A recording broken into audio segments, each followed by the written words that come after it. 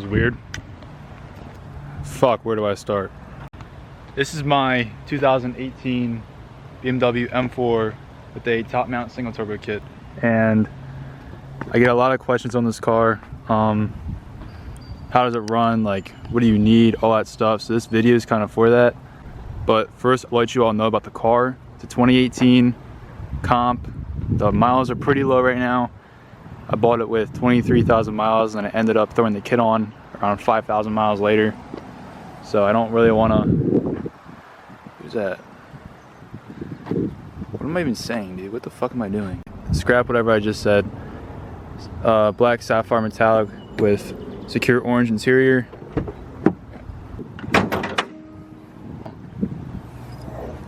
Speedtech top mount kit. Precision turbo 6266 Gen 2, not the next gen. Supporting mods, I have literally almost everything besides my top mount and my heat exchanger. I put the kit on around 6 months ago. It's still not fully tuned yet. It's tuned by Chris at Motive Motorsport. I have on the... But I'll stop yapping. You can dig right into this build. So first off, I want to talk about my fuel system. I have a Stage 3 Precision Raceworks brushless low pressure fuel pump. Now this car is still on 93. It's not going to go on E85 yet. I don't really feel like it right now. I only have 2 E85 stations in my area. One's down in Philadelphia and then the other's down in Lansdale. From the fuel pump up, I don't have any E85 lines. It's running on 93 right now. It's going to run on 93 for a little longer. After the fuel pump, I have my port injection, which is Precision Raceworks / Black Market Parts 750cc port injection. My port injection is controlled by my, can't see it, but it is controlled by my Reflex Plus. I did that all myself.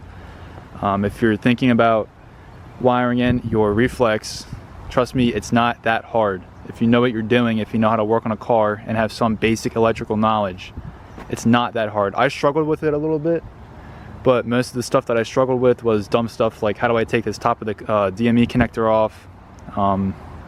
But besides that, it's pretty straightforward.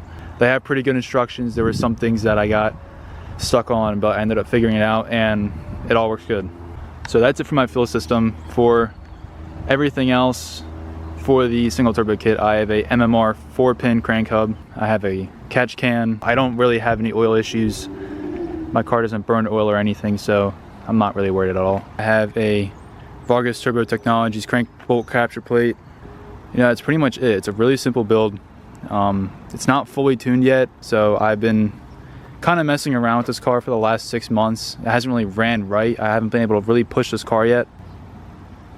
But I was having issues before with a boost controller. It was some issue on my end. I figured it out while I was installing the Reflex, and I was like, damn, I just chased my tail on for 6 months because of that stupid little issue. Obviously, I got some other stuff like the 2-step coulter plugs, just like a lot of little other miscellaneous supporting mods. But yeah, this is pretty much a really simple build. We're slowly getting this thing back to running, so running good at least. Gonna end up getting an intercooler soon too. Heat exchanger. Those are the last 2 things I need for this car. And then some other stuff like an oil thermostat, new one, oil cooler. Yeah, some other small stuff. I'll talk about this wheel setup next. So for my wheel setup, these are a set of Vorsteiner VFF 108s. Funny story about these, I actually ended up buying them off a guy I met at a car wash for 500 bucks. These are brand new wheels. I'm warning you, if you get 18s for these cars, you are most likely not going to clear the front caliper. You can see how tight that is in there, dude. There is literally no room. I ended up having to actually trim down my caliper.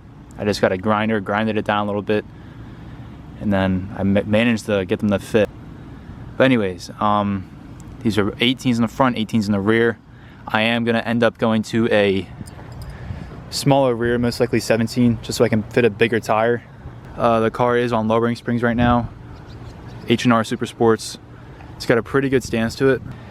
That's it, just carbon diffuser, custom plate, vanity plate I mean, a carbon antenna, carbon mirror caps. But I don't know, I can eventually make another video about this, and I'll dig deeper into the car. This is kind of my first video, so I don't even know what the hell I'm talking about. I'm just kind of talking to a camera and it feels weird. So I'm gonna put some sound clips. One thing that I forgot to mention is my exhaust setup. Obviously I have my downpipe from my turbo, so obviously catless, but fitted down there. And then I have a single mid pipe from Mad Motorsport, whatever it is. And then I actually have a stock muffler in the rear. So yeah, that's pretty much it. I'm still technically on a base map for this car. And it's been 6 months. So eventually when I get this to a dyno and see what it makes after I'm done everything, I'll go on E85, all that stuff. But yeah.